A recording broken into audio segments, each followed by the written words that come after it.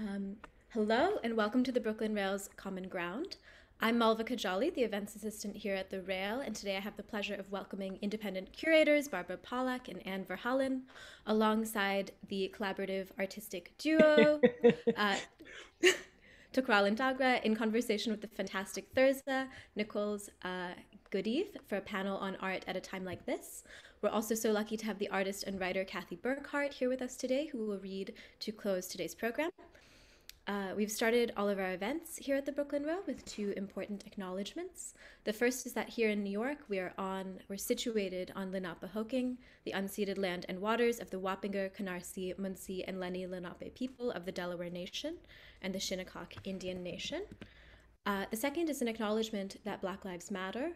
Although we have, for many events, named a number of those who have lost their lives to police violence over the past year in this country, I would like to dedicate today's program to the memories of two especially young men we've lost very recently. The first is Adam Toledo, a 7th grader at Gary End Elementary School in Chicago, not all that far from where my family lives, I'll note, who was murdered by the Chicago Police Department just shy of 2 weeks ago, making him the youngest police shooting in the country. And just days ago, 20-year-old Duante Wright, who was pulled over on the highway and murdered for the high crime of letting a vehicle registration lapse and hanging air fresheners off of his rear view mirror, just miles away from where the Derek Chauvin trial is taking place currently. I think it's worth, taking a moment together to reflect on how devastating it is to grasp the violence and collective trauma of systemic racism in this country, across not just individuals, but families, communities, and generations, and to see how little has changed in the time past. Before we open up for our program today, we'd like to invite you all to join us for a brief moment of silence.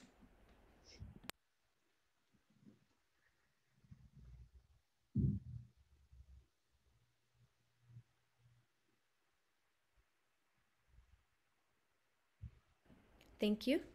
And now it's my honor to welcome our wonderful guests of this lunchtime. Curator Barbara Pollack is a leading authority on Chinese contemporary art. She's written extensively for Artnews, The Village Voice, Vanity Fair, and the New York Times, and next year she will be the lead curator of the exhibition Mirror Image, Changing Chinese Identity at the Asia Society Museum here in New York, along with Anne Verhallen, a Dutch curator based in New York who does that and so much else, who also joins us here today. She is the co-founder and co-director of Art at a Time Like This, a platform for artists' free expression at times of crises. And they are joined by Jitin Thukral and Thukral Tagra, who together are the artistic duo Thukral and Tagra, working on new formats of public engagement and storytelling in immersive environments across a wide range of media. And of course, keeping them in conversation and in questions is the wonderful writer, editor, artist, and conversationalist Thyrza Nichols Goodeve, who is cherished editor-at-large here at the Rail. And Thyrza, with that, take it away. The floor is yours. Thank you so much. It's great to be back here. Always impressed by the organization.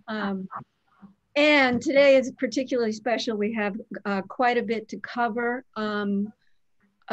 In terms of talking about the exhibition, we thought we would begin with showing a representative piece from the exhibition 5013C, which is something we'll talk about, series that's been going on for the past year called How Can We Think of Art at a Time Like This? And it is a piece that was made early by Alfredo Jar. So if we could just see that, it's about 3 minutes.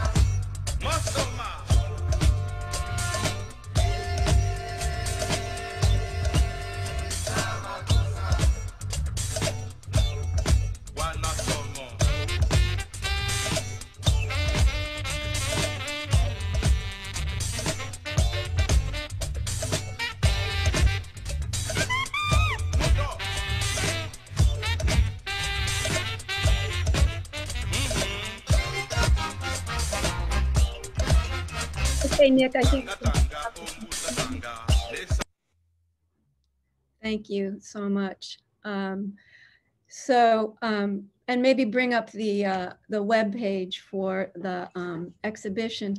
So I want to use this to transition into talking with Barbara and Anne about their curatorial philosophy, how this came about. I chose this piece precisely because I feel like it sets up exactly this question of what can an artist do during this time, which has so many aspects to it, right? And so the pandemic. So first we're in the domestic space and we're thinking about, oh yes, we're all taking like things that make us feel comfortable and happy. So, you know, Alfredo puts on the record and we're sort of having this wonderful feeling of happiness. But as we're listening, he's cueing us to the social and political issues around the song.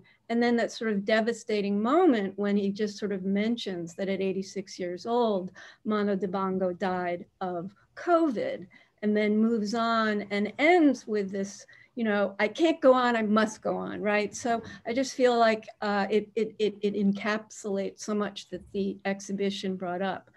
So turning to both Barbara and Anne, I want you to both go back. It's been almost a year now that we've all been in lockdown. And let's all remember, where were we in the middle of March? And how did this start? Anne, do you want to begin? Yeah, I'll start if that's okay with Barbara. Yeah, so on March 13th, here in New York, people had announced to close the doors of museums and gallery spaces kind of for the foreseeable future, which was announced 2 weeks.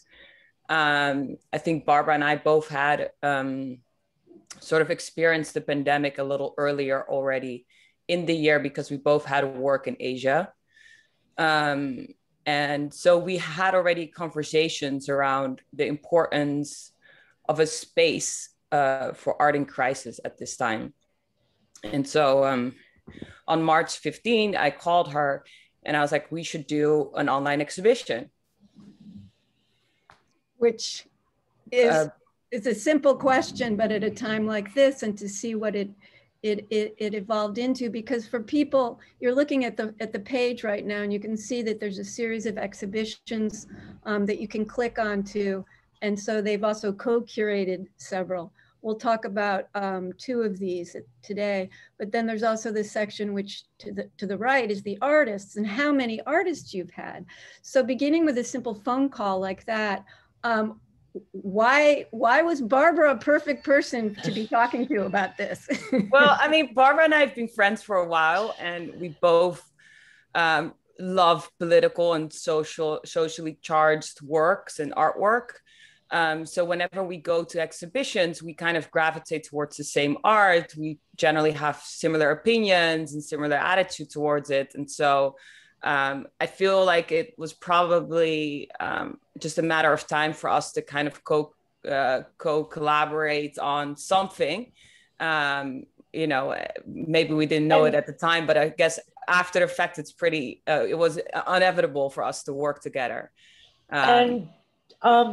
I was completely, in a certain way, prepared for this phone call because I had just spent a couple of months writing a creative capital proposal for a book and a website called How Can We Think of Art at a Time Like This, about all sorts of artists around the world dealing with crisis. Didn't get the creative capital, of course, but I had done a lot of research towards what this could look like. And Anne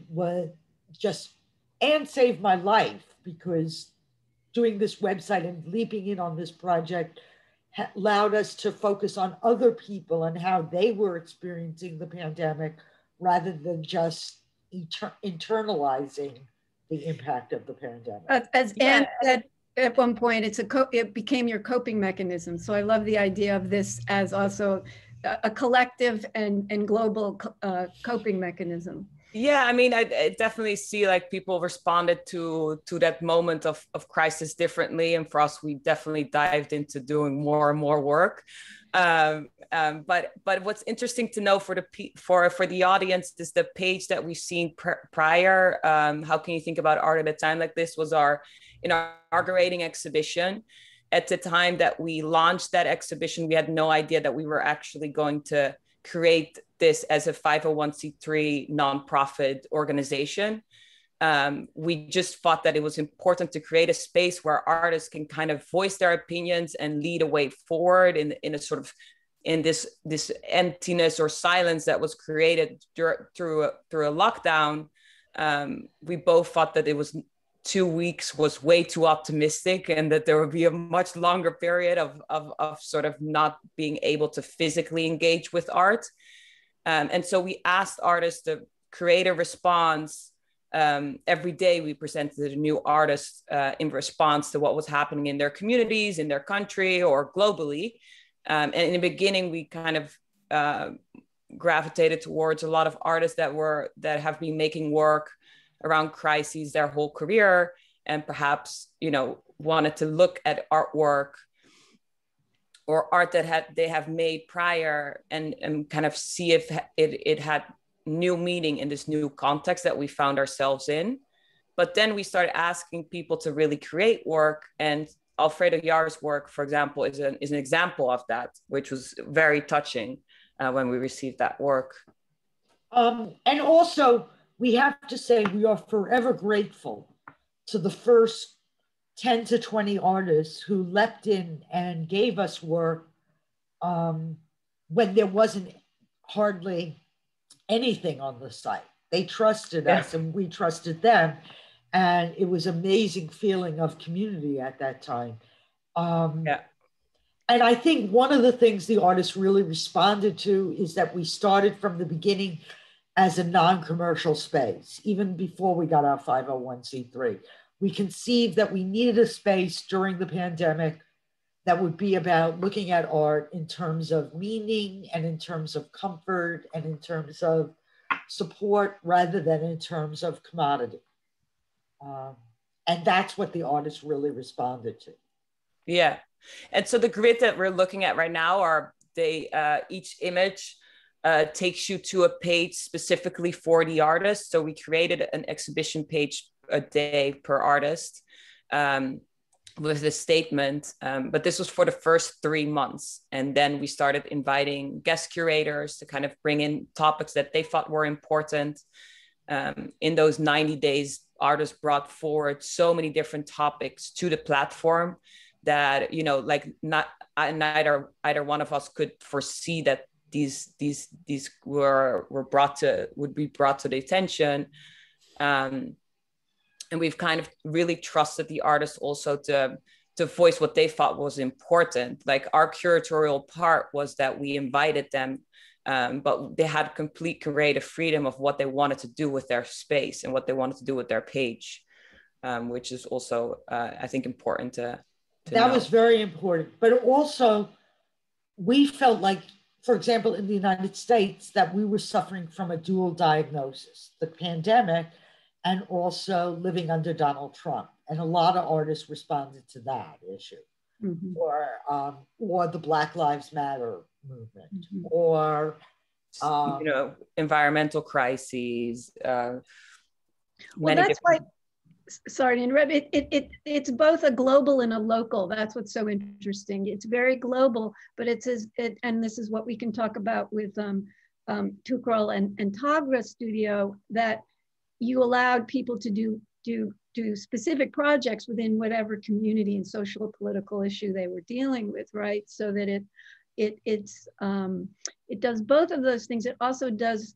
It's public art as well as online art, which I think is also quite interesting in terms of your and your vision. And I just want to remind people of what was said, because they said it so effortlessly, that for 3 months, it was an artist a day. We really worked around the clock, and that's where I guess, like what Barbara said, you know, it saved our lives. It really did. You know, we woke up every day at 6 a.m. and finished our day at 11, just on the phone, looking at art, you know, being on social media a lot and seeing if anyone was making work around what was happening in their country, or like every government was obviously dealing with the crisis differently. So we were just like researching, talking to people, like we were just all day, but it was helpful to us too, you know. We really enjoyed it. Like we had fun. Well, it's interesting because I say that, and I'm so glad we're talking to you both about it, because if you just go into it, right, and don't know any of you in the background, it's so professional. It's so easy to negotiate. It seems as though that so much thought went into the design and the thinking and the selection and the curatorial ideas of exhibitions and artists, that I find it absolutely phenomenal that this was something you were doing kind of at the seat of your pants, even though Barbara had been doing the research and had that fantastic title for it. So there's a real sense of both immediacy and a sort of historical consciousness that you guys have in this. That's quite extraordinary. It must have been, but you didn't really realize you were doing it, as you say, right? You were just each day. Yeah, we were really living a day at a time. And I think that was part of our growth, is that we were sort of open to seeing how it developed. And like Barbara also said, we will be forever grateful for the first 20 artists. On Friday morning, when I called her and we decided to do this exhibition, you know, she immediately said yes. And she said, this is the title and this is what we're going to do. And we reached out to artists and we didn't get a no. We got yes from the people, everybody that we reached out to. And by Saturday morning, we had 20 people confirmed. So it kind of just, and we launched on that Monday. So we had to, I just remember I was saying that to you this week when we were talking through. It's like I was sitting in a park in New York and I was saying to my friends, I have to build this website. I have no idea how to build a website. And my friends were just like, yeah, Annie's going to build a website. I was expecting, when I looked at it, I thought, oh, they have this extraordinarily, sophisticated designer who came in and knew exactly how to work. I am just flabbergasted. And maybe that's why it works so well, because of that, because of the simplicity, because frankly, at first I was sort of overwhelmed. Oh my gosh, an exhibition over a year, global, all these different artists, but you really can go in and focus. And I want to get back for a little bit to this idea of the way you let each artist curate their page. That's what's also so interesting, because it isn't just work from 2020. Some of the artists chose to show, you can see it here, different works that were done that are important to them. So it's a kind of remarkable as a curatorial space curated by each artist too. Yes, well. and also we invited from the beginning a bunch of curators from like Miwako Tezuka to recommend Japanese artists, and Lisa Amati recommended artists, and Simon Watson brought us a few artists from Brazil. And so from the beginning, we knew we needed to spread the control around. Exactly. And that sharing control is a very different way of curating, but it is excellent on an online site. Yeah. So there were aspects of curating that I was learning about in terms of the strength of online programming that I had never done before in my life. But there are advantages to online programming that you don't have in a bricks and mortar building. And it's one of the reasons we could respond so quickly. For example, we could respond with immediacy. And every other show I had ever worked on, you started 2 years in advance to bring it to fruition. Right. Yeah, I mean that immediacy was very cool. But also our like reaching out, like understanding our limitations of New York-based curators and seeing this as sort of a global issue and reaching out to other curators. It's sort of like it really fits with our mission of providing a platform for artists to take leadership. And for us, we are an intergenerational team, and we want the artists that we present to be an intergenerational group of artists, but also a global community of artists that each can give their different perspectives. And we were very much interested in those different perspectives to kind of come together. Yes, if you could go to the exhibition just quickly, Nick, and bring them down just to show people again how we're focusing today on the one that was the first one. But you also, we can look at the other exhibitions other people curated, but you also, for the election, Ministry of Truth, 1984-20, which you might want to talk about as well. So see here, the Guerrilla Girls is the most recent. We will be speaking about Farmer as a wrestler in a few minutes. We can't wait. And then you can go down, you see Unpredictable, which was really sort of about the art as the future. I also thought Thinking of a Place was extraordinary because it's very much about the mass incarceration, and there's extraordinary work there. So again, not enough time to go into all of it, but you get to, yeah. So yeah, you can also click on the logo on the left, and you can kind of see all the exhibitions and dive into them. This is the homepage. If you wanted so to if we go down to Ministry of Truth, that was our first public art project. Amazing. And half the artists were invited by us, and the other half came from an open call for which we got 1,200 applications for 10 billboards. In the end, we did 20 billboards by 20 artists. And we had a group of New York-based curators, one from every borough, helping us make the selections. And these went up, as you can see, that's a Dred Scott. 911, there's a white male running down the street. Mm-hmm. They went up all over Queens and Brooklyn, a few in the Bronx, a few in Staten Island, and one in Manhattan. Yeah, that's great. Yeah, and so we really invited the artists to comment on the current state of the U.S. politics. But again, like there was so much freedom, so everybody kind of brought forward different topics, polarization, all sorts of stuff. But it was really great. But it was part of kind of our development, and we've been growing so naturally. So after our how can you think about art at a time of this exhibition, we had those few curators come in and bring forward different online exhibitions, and then we moved towards like putting forward public art activations, which to us, our website is also sort of a public art, online, and the streets are it's their same sort of like there's no the entry points are similar. We want it to be easy for the public to just engage.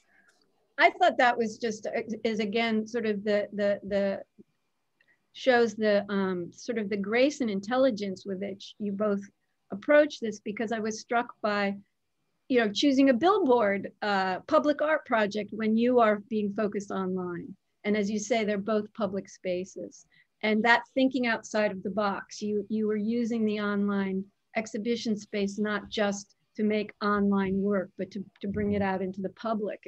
And if, for example, we had, if you just hold on a second, Akimbo Akinwumi is a self-taught artist living in the Bronx, and we had unknown artists and big name artists together in this project, which was very important.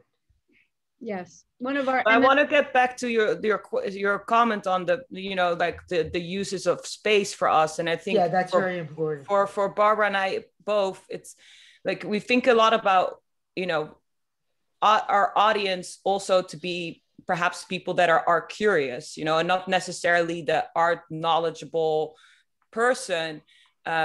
We think that if you present art in a non-traditional space, it's much easier for people to kind of not feel like they need to know too much about things, but just kind of let the art speak to them and get their own opinion or interpretation of it without feeling judged.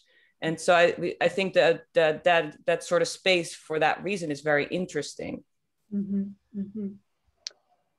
I'm wondering, I think at this point, it might be wonderful, since we're so lucky to have Thukral and Tagra from India. It would be great to spend some time now with them talking about the specific work, Farmer is a Wrestler, which they made for this exhibition. So do you want to introduce them, how you asked them, or do you, and then have us hear from you?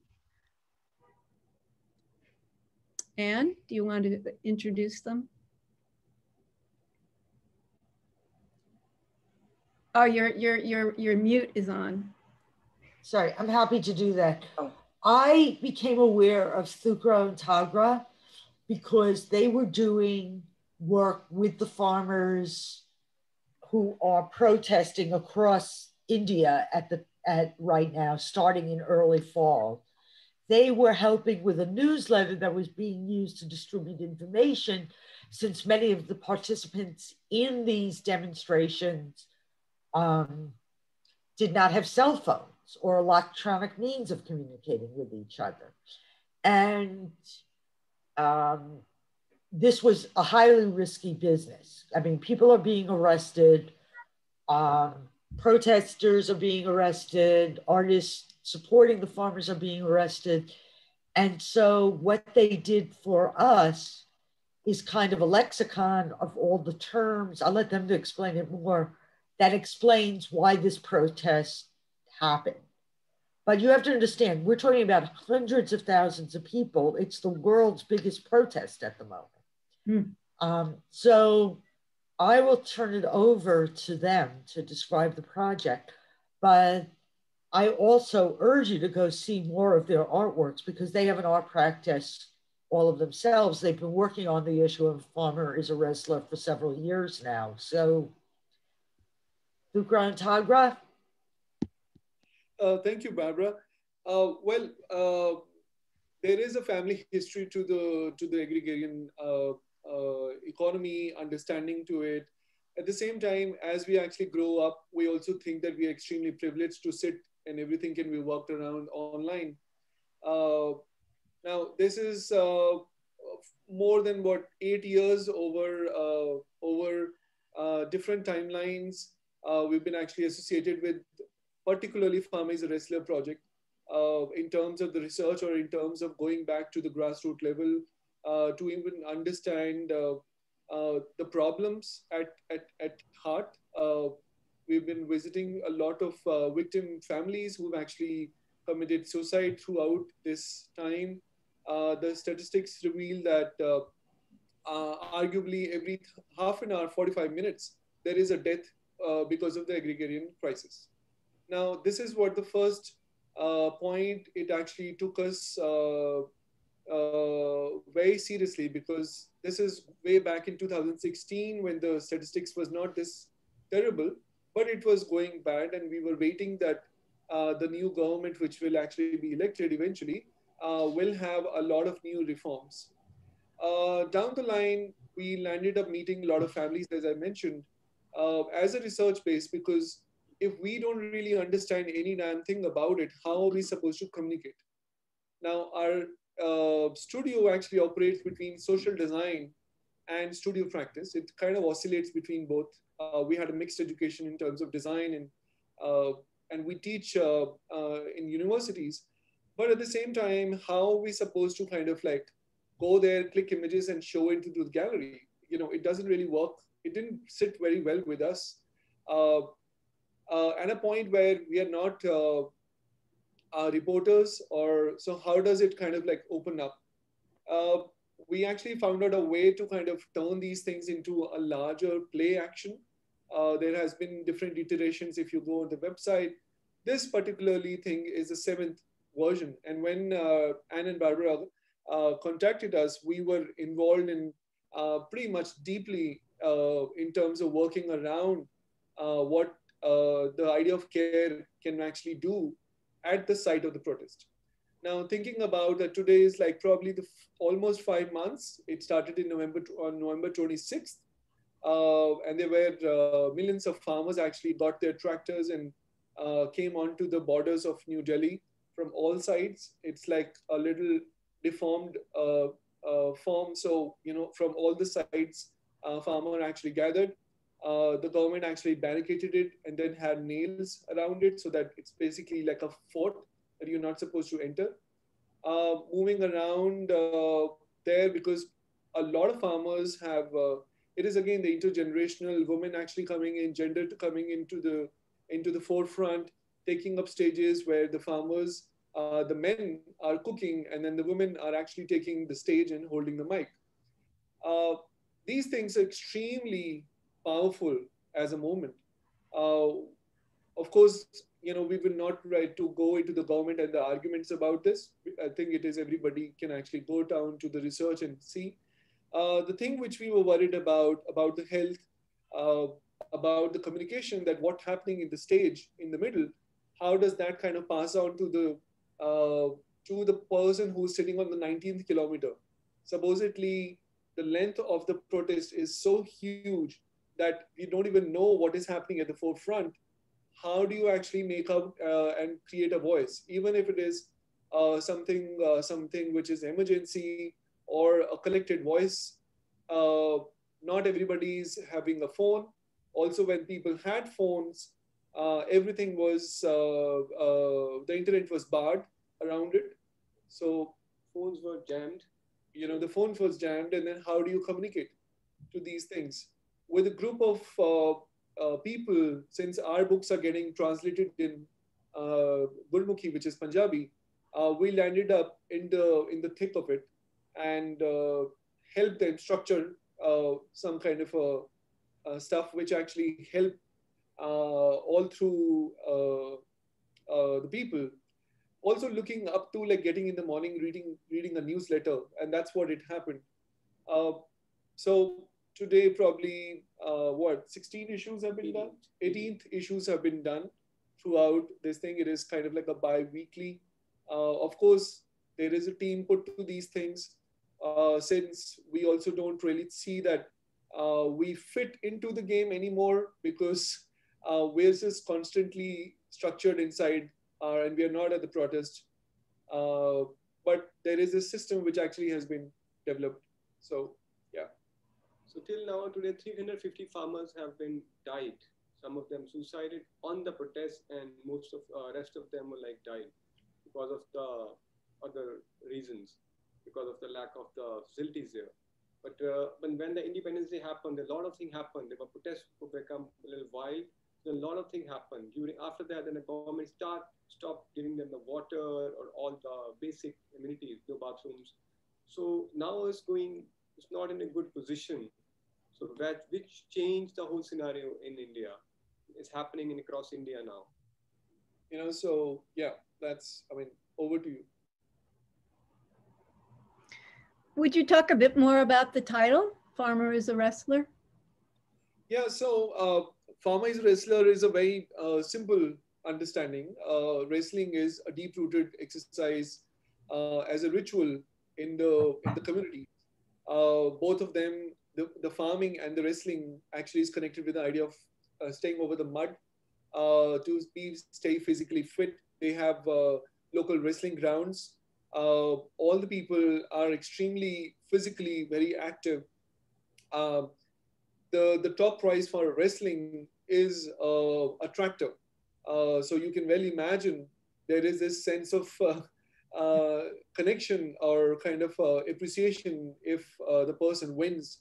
It eventually puts his all the strength into making making a yield, or these things have actually come very naturally to us. There is not really a strategized understanding to come and arrive on a title, but rather that Jitin's father still manages one local wrestling ground where all the people who are there in Punjab who actually come are from farming families.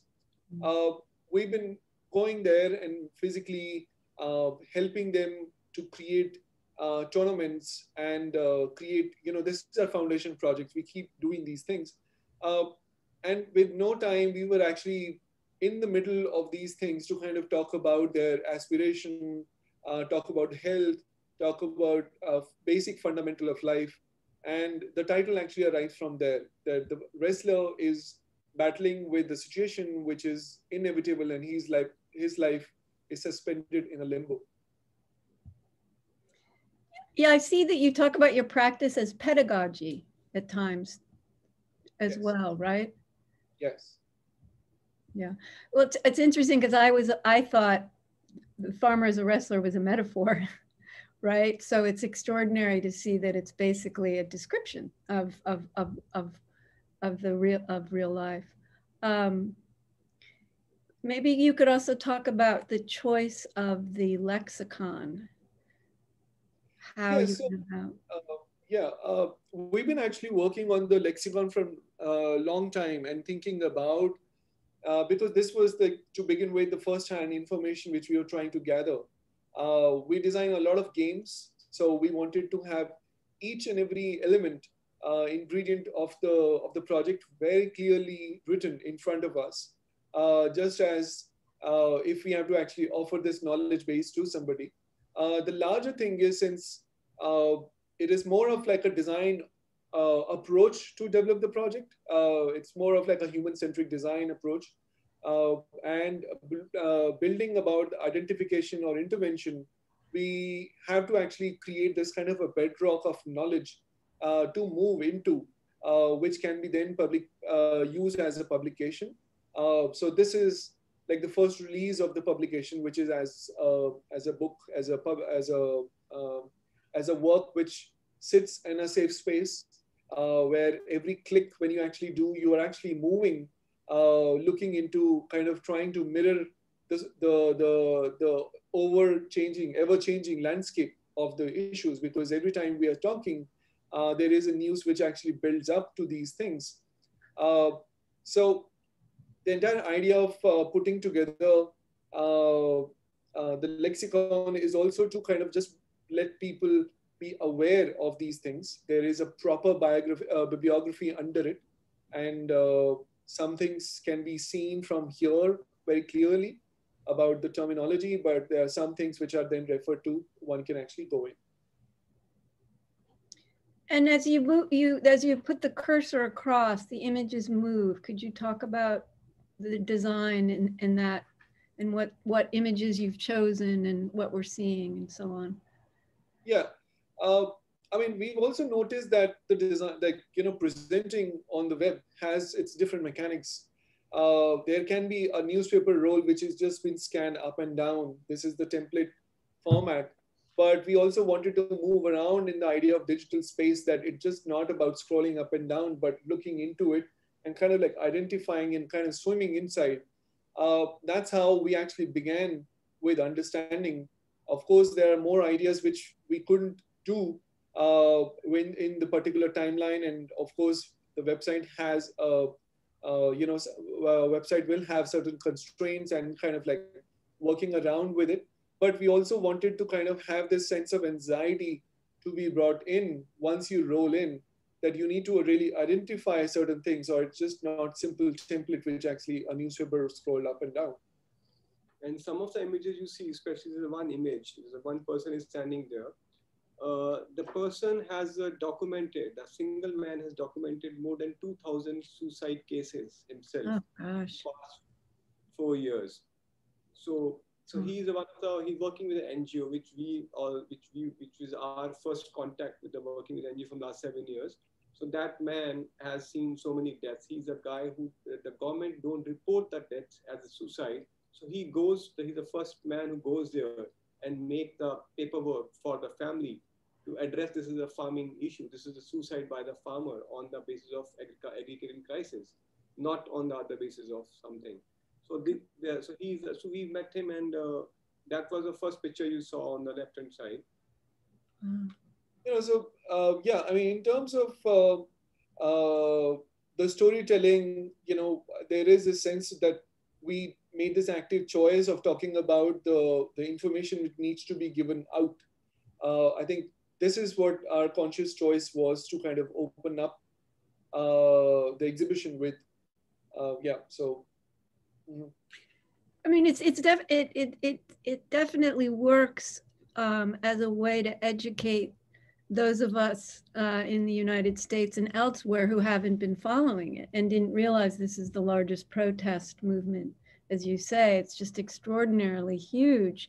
And so it's interesting how it is something that is made in a way to tell the world. It's local, but it's about, hello, global world.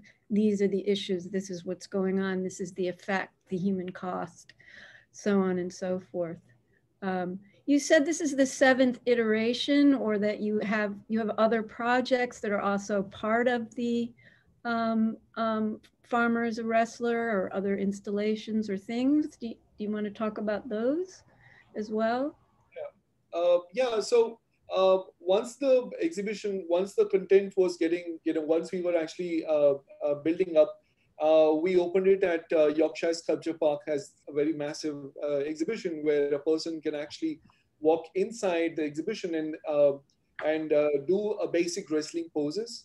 So from a viewer, he changes to a sculpture piece himself and as a performance. But also, I mean, just a simple idea behind that every step he was instructed to take had an issue related to a severe, a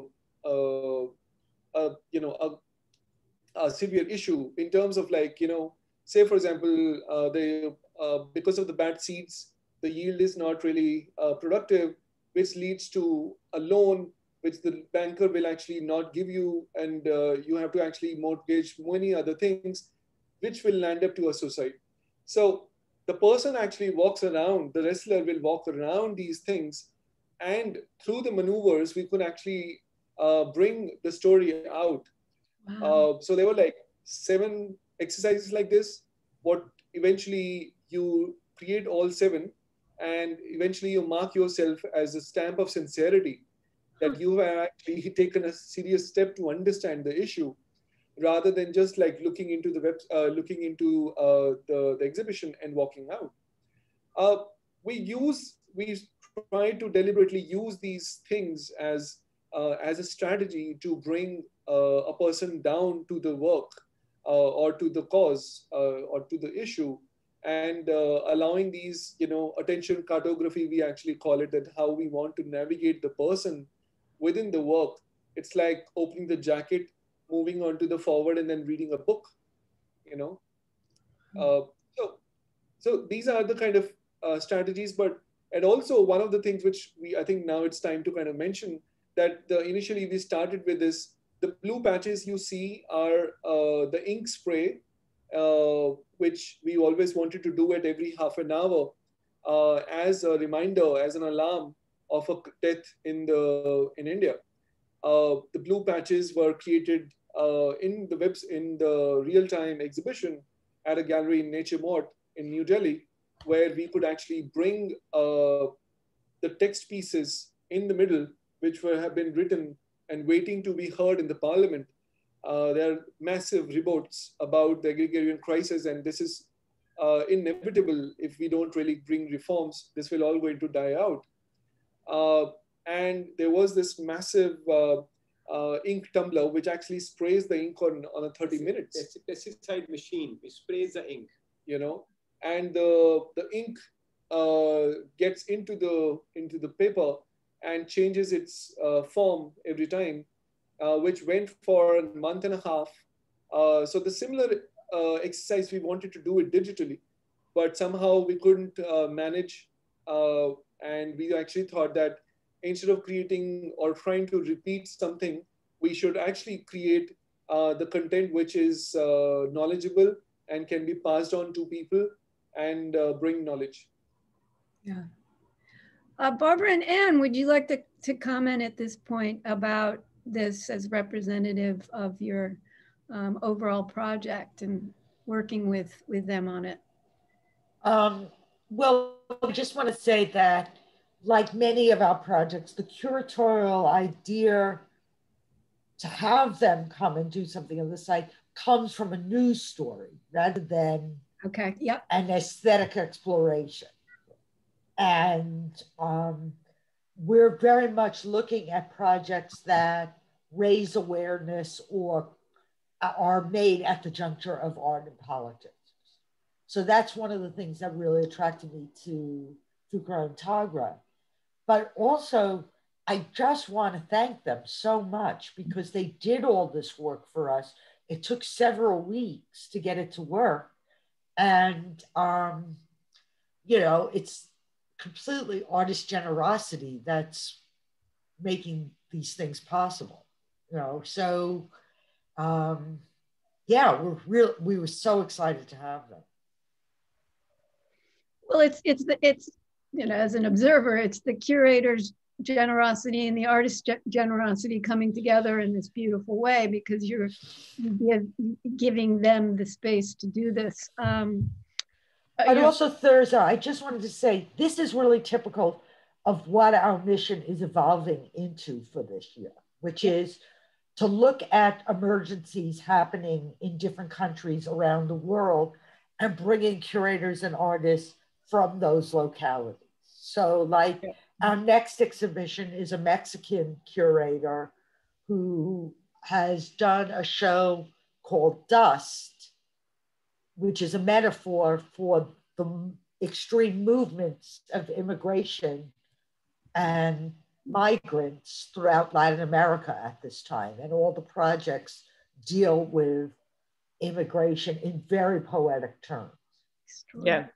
I mean, in the beginning, after like a couple of weeks or like a couple of months of success of the platform, many people were asking us, what are you guys going to do when COVID is over? And to us, it was like the question of how can you think about art at a time like this is always relevant, no matter what day it is. Yeah, absolutely. And we for us, it was very natural or logical in our heads that we wanted to address more than just the health crisis.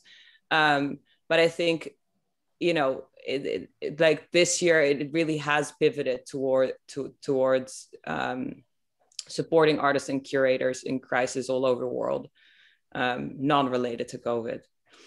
Right, because one of my questions, right, when we first met was, well, is there an end to this? Yeah, there is. Barbara has a great answer to that. What, is there an end to this? Yeah, exactly, yeah.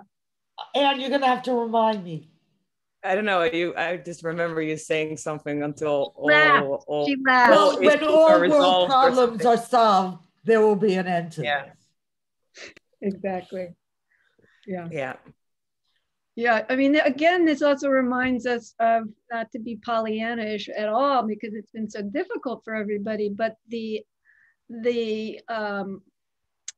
positive and productive things that have come out of the pandemic, the lockdown, and your ingenuity, artist ingenuity, being able to come together.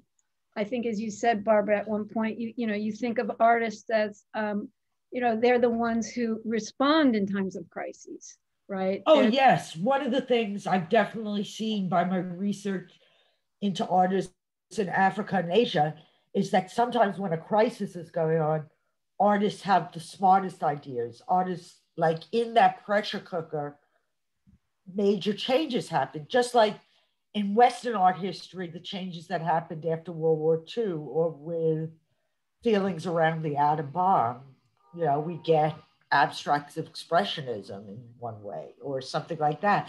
In many other countries, there has been responses that are like their whole revolution in art.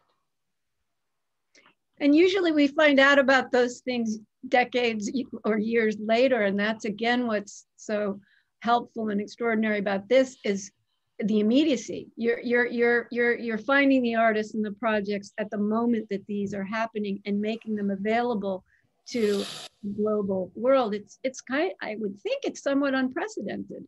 Well, I mean, we're lucky that technology is as far as it is today, and we have this ability to connect with people. We've worked with over 200 artists in 1 year, or maybe even, I think, much more than 200. And we were able to connect with these people all over the world through Instagram and all these types of channels. I don't think that only 10 years ago or something, we would have been able to pull it off. Yeah. So, exactly. Yeah. Yes. Wow. And so, how can you do this is my question. The amount of effort and work that you guys are putting into this is unsustainable, I would think. As you said, the first 3 months you were putting up an artist at a time. It's also interesting to know that both Barbara and I have a full-time job next to this. So, I always wonder how we do it, but it's keeping us going. It's definitely, this is a labor of love that's allowing me to do so many things that I wasn't able to do within conventional institutions. And so it's sheer pleasure for me. But we've been doing this a lot, like the Bernie Sanders way, with small contributions from lots of people. Oh gosh, yes. This is very important, because one of the most innovative ideas is that this is a 5013C, everybody, and that it is working by donations. And if you please note, there's a donate button there. And if everybody here today, I see 100 people, if you all went in and donated something right now, it would be a remarkable way of sort of beginning to thank Anne and Barbara and everybody involved for putting this together. So let's not. Yeah, and all the money goes to the artists or curators when we are able to, distribute it that way. Amazing. And to our assistant, we have. And to our assistant, yeah. Amazing, yeah. Well, Malvika, I'm wondering if maybe at this point, I'm sure there's a lot of people in the audience who have questions, both for Thukral and Tagra, as well as for Anne and Barbara. I think it's a beautiful spot to move to Q&A. And I, just want to thank you all so much for sharing, your beautiful and sensitive thoughts and your work, and just like this generosity of spirit. And thank you to you for having us. Oh my Yes, thank gosh. you. Oh my goodness. I will say, okay, so our first question sort of is coming from a bunch of people in the chat and also the staff in the background, but we've gotten a couple different variations of this question from Amanda especially. What has been the community feedback? What's next for this project? And I just want to expand that, you know, to both Thukral and Tagra and for art at a time like this, you know, what's next and what is your wildest and biggest dream for the projects that you've shown, whether if it's this curatorial platform or Farmer is a Wrestler, or what is the next project on the horizon? Thukral and Tagra, do you guys want to start? Yeah, we'd love to hear from you. Yeah, in terms of, I mean, we want to actually understand a little more of metaverse, because I think this is not going to go easy in terms of we're not meeting in real time any soon. We're not moving out. It doesn't look like. So I think for us in the studio at this moment is to understand more towards creating more modules, which can be operated over the internet, and we understand the Web3 applications and how we can actually use them to the fullest to create new projects which can actually move around. And we're working on the women farmers game, which is we almost ready to Playtest it. We have no idea like how it will go out, or like it will be like in a large scale, or it will be like a small scale so people can download, or they can just take a print of it. So we are still working on it. So it's a game available online, but also it's an analog. Does it have a game board as well? I mean, can you literally tell us what it looks like and how? Yeah. So the project will be as an analog and as a digital. We're trying to build because the woman farmer is extremely urgent issue here, because nothing is under actually a control over the bylaws and the gender equality. I mean, there is so much which one really needs to work on those things. And probably we actually chose out of all the research areas that this is something which nobody's working and really needed urgent attention. So we're creating a game and play testing it and then releasing it online. Mostly it is free of cost, but I think that's how the model works. Thank you. And same question back to you, Barbara and Anne. What's your wildest fantasy for this platform, and what do you have that's percolating on the horizon? If you can tell. We're working on a bunch of stuff, but yeah, we are. Like at 6 in the morning and 11 o'clock at night, we have these like brainstorming sessions. So working on a bunch of stuff, but my goal for the year is for us to be able to collaborate with Human Rights Watch or artists in crisis from Penn, or again to really hook up with organizations that are at the front lines of protecting artists during political repression, and work together with them is one of my big goals for the year. Yeah, and we obviously want to. We have our online exhibition schedule a little bit better planned out ahead than we've done in 2020. So we have some exhibitions lined up, but we also are very much looking into other spaces or public spaces that we could activate that are not online. So we're in talks with different people that can help us or collaborate with us. Yeah. Love that. Yeah. And someone also asked when our next exhibition is opening, Dust, and it's opening next week? Next week, Thursday. Next week, Thursday. And it's Clara Moquel, I think is the name of the curator. I'm sorry, I have to look it back up. Because we just are on a first name basis with everybody, so I never completely remember the last name. But what's interesting also is like working with these guest curators, is especially with her also, she's bringing forward 9 artists that I have never met or I've never seen their work, but it's fantastic work. Like, I'm extremely excited about this exhibition. And it's really just, it's interesting to have somebody else bring their network of people and their train of thought to the platform. So it will be an exciting show. And it also, doing these shows this way, brings in artists who are not like the household names in the United States or the highlights of an art fair or something. It really brings in completely different conversations, and that's very exciting to us. Yeah. I love that so much. Thank you so much for sharing that. Alison Quo in the chat also just dropped the Artists Protection Fund is a good organization as well. If you want to support it, I'll drop a link really shortly. But our next question will come from the fabulous Lynn Crawford, who always has a very unique backdrop as she moves around the different locations in her house. And Lynn, you should be able to turn on your microphone now. We're so excited to see where you're at. I'm just absolutely enthralled by this presentation, and it's so wonderful and exciting to hear not only that you had this idea, but that you were able to implement it.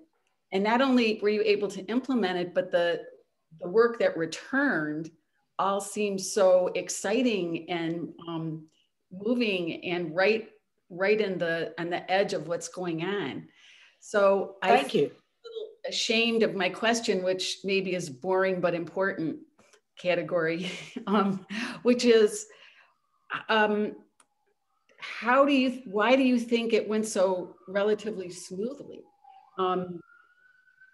This is such a great idea. And so often there's this gap between an idea and the implementation. And do you think it was the right people, the right time? I would love to hear a little bit about that. Well, I think one thing is we didn't wait to get funding. That sped us up a lot. And we're still waiting to get funding. Kind of foundational funding. But, but we didn't wait for that. And I think a lot of times when I've worked in other projects, people waited for that in order to make a move, and that delayed the project considerably. Yeah, so, I think when people put together an organization or put together a business, they come up with a strategy and a business plan and all these different things. Yeah, we didn't have any of that. We didn't have any of that. None of it. And it kind of like, again, that natural growth of just being open to what it meant. Like, we were very active with our community through newsletters and emails that we were sending out, and constant having feedback and listening to artists and seeing how was responded to everything, and kind of have that lead us our way. And I think that was but also I think just the pandemic made everybody really want to collaborate. And I think people were very much seeking to work with each other. I think people's attitude was much more generous. I think, and we talked about this before, but the sort of the art world in New York can be very competitive. And I felt that competitiveness fell away as soon as we were all in the same sort of boat. And I think a lot of people realize that there's no need for competitiveness. There's just a need for working together. There's enough space for everybody to grow and to kind of implement each other. And I think was really, that's how I experienced working this entire year. There was so much, generosity. Yeah, and we should point out that we really hit a chord. Like, people really wanted this kind of pure emotional community feeling, because within our first 3 months, we had 200,000 followers, and we got tons of feedback from people saying how this was helping them get through the pandemic, which we were really touched by, really touched by. But I think actually I want to say two things to our success. I think one is Barbara's title. I think our title is fantastic, and I think it speaks to people immediately. So thank you, Barbara. And second, I think is the speed in which we launched, because there was no, and the reason why we went so quickly is because we really felt that nonprofit spaces weren't really in the online space, or they didn't have a proper websites. Like commercial galleries were already in a digital migration. They have huge budgets and digital teams working for them to put on viewing rooms and all this stuff. But I think a lot of museums weren't doing that yet. So when we launched on March 17th, that was the day that New York went into lockdown. Nobody else was doing anything. And I think a lot of, like, maybe 50% of the people were thinking, in 2 weeks' time, we're going to all see you in 2 weeks. So I think it was just the timing, and our title, I think, was very important. Before we go any further, I just want to thank, there's a lot of artists who participated with us this year in the audience today. Kathe Burkhart, who's going to close it, was among the first 4 artists we presented. Martha Wilson, Janet Biggs, Terry Berkowitz. There's a whole bunch of people. I'm Noel Anderson. I'm sure I'm leaving out some people, but the support to artists, this gave enormous support to artists, many of whom had their shows canceled this year. And they have been so loyal to us. We couldn't operate without the support from the artists. No. Well, thank you so much for highlighting everyone you've collaborated with. Our next question will come from our very own Sheila Pepe, who I'm so excited to have in this call. And Sheila, you should be able to turn on your microphone now. How does that work? You did it. You did it. Hey. Hey, Sheila. Hello, this is magnificent. And not to make a big deal of it, but Barbara, you kindly sent an invite to me. And at that time I had COVID and I didn't know why. I didn't know. Yeah, neither did I. Didn't know. I mean, it was like, I can't get up and respond to anything. So, but I'm so happy to wake up and see this amazing project. And Sheila, we can still collaborate. Okay, good, always. So what I've done is listen to a lot of history and really use the time as a point of education. And I would love to ask about the website, I want to say the fighting farmers, the wrestling farmers. I'm wondering if there's a place on the site that, I would like to send this to people who aren't artists necessarily, send your site on. And I'm wondering if there's a way for people who live in the US to understand that there's a very, very long relationship between Anglo countries, the UK, and early on the US, and not only early on, but continuously, that marries capitalism and the state and has poorly impacted your country. I mean, this isn't a long story, that I think if people understood it, that it wasn't just simply one contemporary event to respond to, but an ongoing condition, it would, I wonder how we get from your site to learning more about that. That makes sense.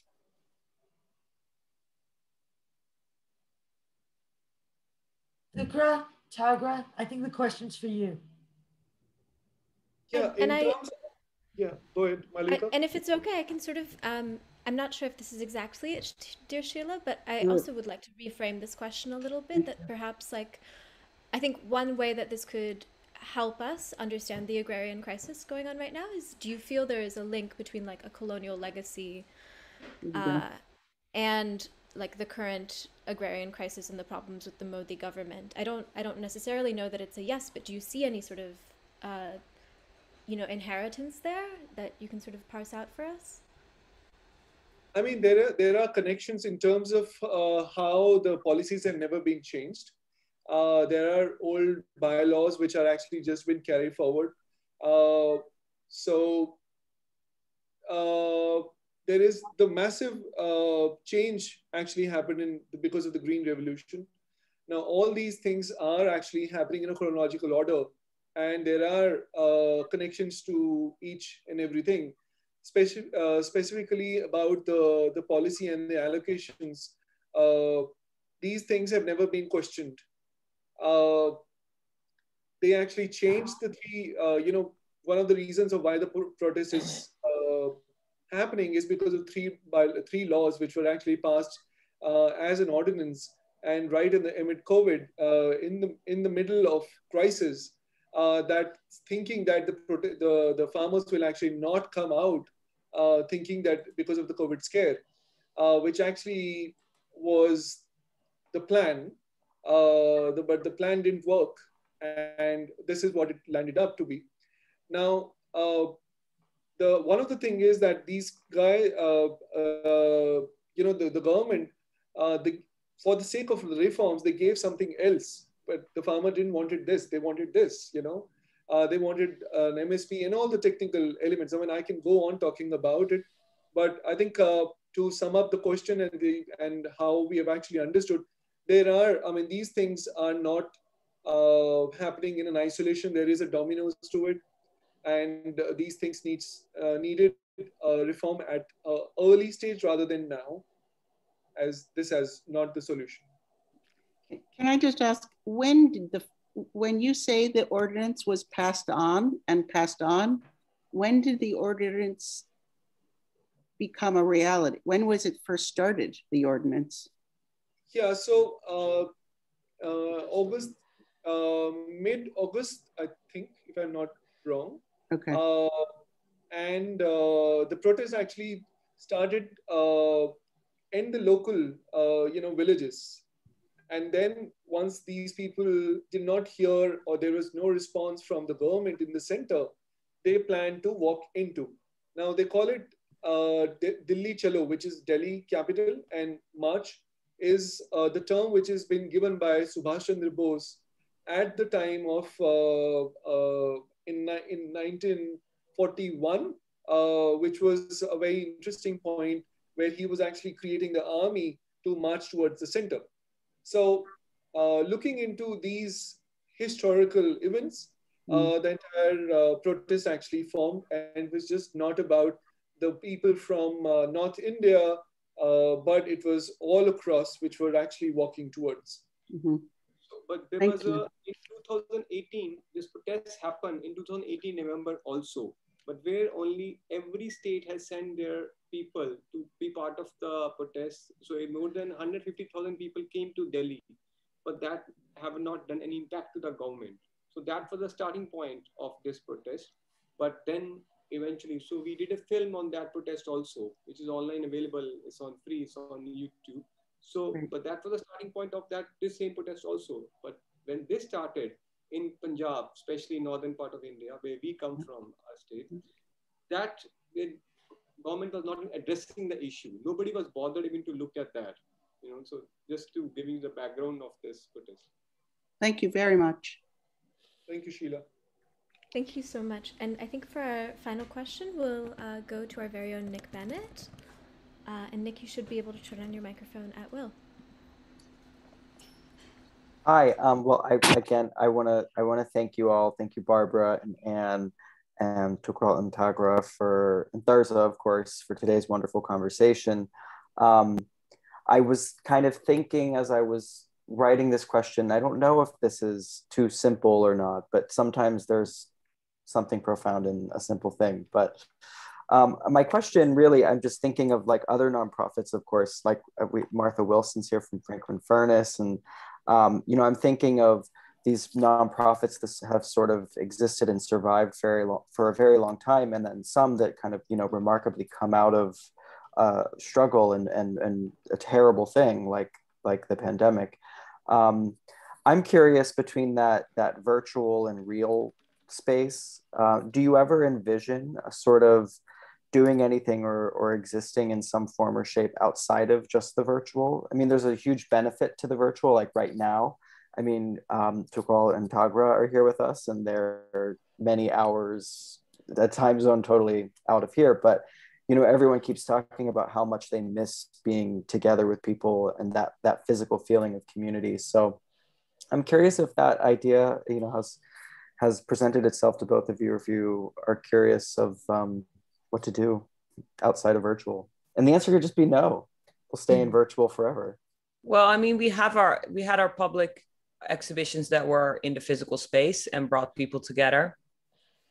But we certainly have been talking about if we wanted to have a sort of exhibition, looking back at our inauguration exhibition, or, we've definitely explored with that. And I don't think we're done with exploring that. Are we, Barbara? No, we're not done with exploring having a physical exhibition somewhere as a collaboration with another not-for-profit, probably. And we're also looking to see what kind of street-based interventions we can do this summer. We're just mulling over ideas about that. So we definitely want to do stuff in physical space, but not necessarily in a commercial space. And same question to you, Thukral and Tagra. What are you sort of thinking about post-COVID? Hopefully when things open up, what is your next? Do you have something planned in person? I mean, there has been a lot of exhibitions which are happening because in India, probably everybody forgot that the pandemic is still active, and they forgot to wear the kind of like a protocol and the mask, and it got a little lighter, and this is where we are actually in the thick of it. So we're actually like exactly a year before when we actually locked our studios, and so today we are actually like exactly almost a year plus and standing at the worst situation than ever. We are not very keen on going physical at this moment. There is no mindset to that, but rather going more towards the digital. Also we're trying to build many communities through this channel, looking a little more in depth in the technology at this moment, and that's really on our head, because we personally don't feel this is going to go for us at this moment. Thank you. I think that's very pragmatic. I think maybe this is a beautiful place to transition to poetry. How does everyone feel about that? So at the Rail, want to jump in and remind people to donate before. If just another shout out to the donate page, which we have the link I think up, and again to thank everybody for all of this remarkable work. Thank you, and thank you, Thyrza, for your help today. That was thank you truly. Thank you. Thank you so much for having us. Of course. So at the Rail, we have a tradition of ending with poetry, and today I'm thrilled to welcome our poet laureate of the day, writer and artist, Kathe Burkhart. Before she reads for us, we're going to screen a very short sort of experimental film that she's sharing with us. So perhaps we can cue that up, and I'll read her fabulous, hyped up bio. Kathe, I mean, that's what it is. She's done everything. She's fantastic. Based in New York and Amsterdam, Burkhart engages topics of gender, roles, sexuality, the idea of celebrity and language in her interdisciplinary practice. Her visual art has been widely exhibited nationally and internationally, and in 2017, she received a Guggenheim Fellowship in support of her work. She's the author of 4 books of fiction, so many that I don't even have to name them. She's widely anthologized and has been published in Art Forum, Hyperallergic Evergreen Review, Esopus, among others. She's currently at work on a forthcoming collection titled Almost Heaven. And Kathe, thank you so much for joining us today. It's such a pleasure to have you. Thank you for having me. Yeah, of course. Do you want to tell us a little bit about the film we're viewing, or should we just go right into it? Let's go right into it. Except for saying that I was thinking of reading some of those poems which come out of the pandemic, but because they belong with the video, why should I cheat you of that experience? And after that, I'll read a few poems live. Hey, Kathe. Hey. That sounds brilliant. Here we go.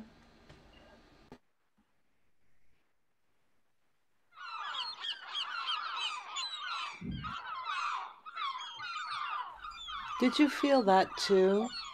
The soft breeze hitting our faces, the negative ions of the sea, the sunbeams in odd places, the way you looked at me. Did you feel that too? One morning you asked me if I saw the moon up in the blue sky. So, was that only me, I asked? Or was that you and I? He who fished for me with his eyes on a riverboat in a swamp, with the live oaks hanging above us and the alligators lurking below. He who used the Gulf of Mexico to seduce me, knowing well that salt water and sand and sirens would bind us tight as barnacles. Well of sorrow, truth or dare, I touched the air, I touched the air. I answered you, you were not there. I touched the air, I touched the air. I trusted you, you didn't care. I touched the air, I touched the air. I waited here, no one was there. I touched the air, I touched the air. The birds are chirping, the sky is blue. If I could, I would swim back to you. A flock of seagulls, a perfect view. If I would, I could swim back to you. The sea is churning, the sharks are few. If I could, I would swim back to you. The ocean is wide, the distance is too. If I would, I should swim back to you. I stretch out my hands to the southwest along the polder, sending energy across the ocean like the sun that shines, but golder. I get entangled in all the internet cables buried deep down in the sea, and I fail because that's farther than my long arms can ever be. Electric shocks make strong waves, pulsing strongly all the way through. A tidal wave rocking and rolling, then a splash of sea foam, white, green, blue.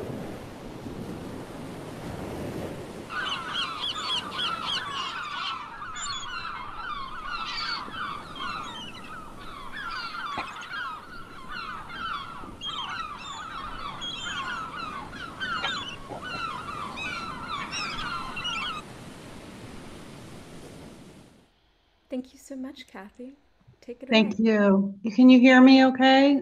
Yes. Okay, great. So hello again from Amsterdam. It's great to be with you here in the ether, and thanks for sticking around to the end.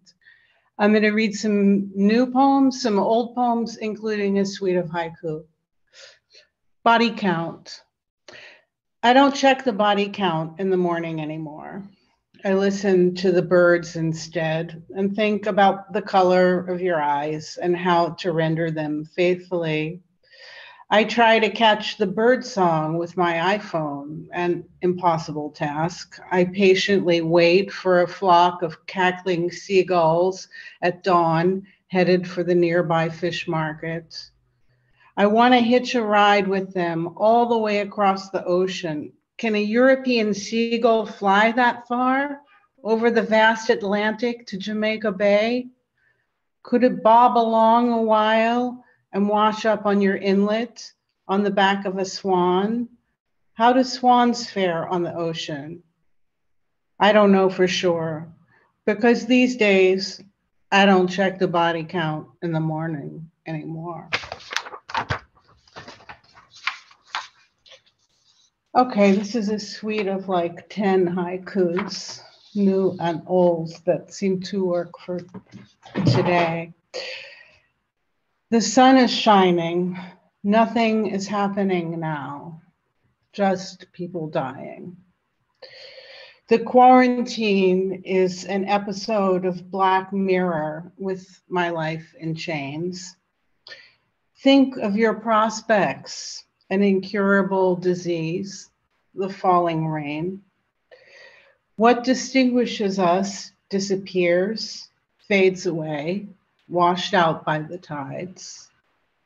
My dark secret is I am a biohazard. My love can kill you. Please tell me how much longer this pleasure will last before it turns to shit. Yes is the new no.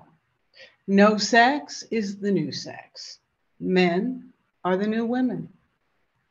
Use the night to your best advantage. Let the wheels churn while you sleep soundly. There's no place like home. Misery loves company. I miss you so much.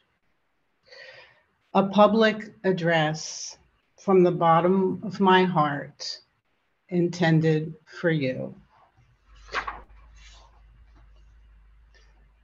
The raindrops dry, the candle burns out, the poem dictates itself. The stanza haunts me from room to room until the poem is resolved. Everything changes color depending on what kind of light you shine on it. Thank you so much. Thank you so much, Kathe. And thank you, Thyrza. Thank you, Anne. Thank you, Barbara. Thank you, Jitin. Thank you, Samir. And thank you to all of you who tuned in today in the audience and in the chat. We're celebrating the Rail's 20th anniversary this year. So as a nonprofit, if you enjoyed today's program, please consider making a donation to keeping the Rail and our special projects free, relevant, and independent. And please consider making a donation as well to Art at a Time Like This. I just dropped the link. So these great people can keep on doing the good work. And please join us again tomorrow when we're joined by artist Julie Meruto, whose mid-career survey just opened at the Whitney, in conversation with Rail publisher and artistic director Fong H. Bui. That will be, as always, at 1 p.m. right here in the Zoom.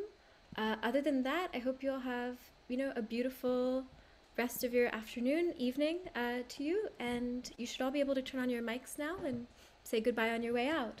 Thank you. Really Goodbye. Thank Thank you, you. everyone. It was Thank you such so a much. pleasure. Thank you. Thank you you. all. That was so beautiful. That was Thanks, amazing. Kathe. So beautiful. Thank Thank you so much. Keep Thukral up the good Tagra. work. You're all the dream team. Nice. Applauded. Guys. So Applauded. good. Nice. Dream team, perfect. Bye. Bye. Good to see you, Sheila.